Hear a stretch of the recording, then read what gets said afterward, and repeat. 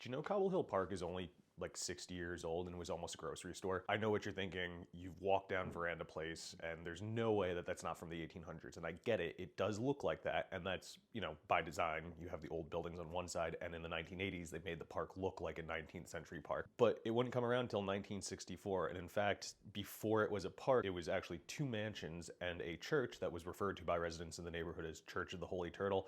You can look at the photo and see why they called it that. The 1950s sees the first wave of sort of gentrification coming to what's now Cobble Hill. A lot of these folks are brownstoners coming from Brooklyn Heights looking for cheaper homes.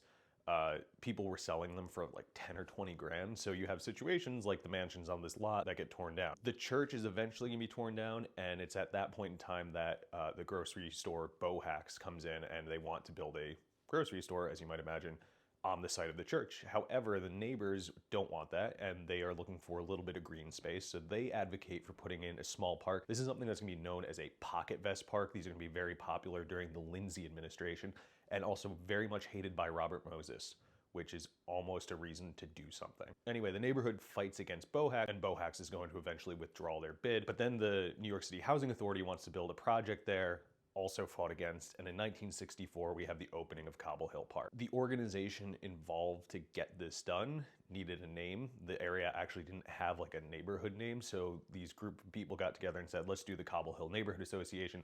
They chose that after a fort that was put there by General Nathaniel Greene during the Revolutionary War. They thought it was better than the other name for the area, which was Punkiesburg, which is a real missed opportunity. But regardless, because of this not Punkiesburg Neighborhood Association, we now have this small little park. And you can be honest, I didn't know that it was that young until like a few months ago when I started thinking about doing this video.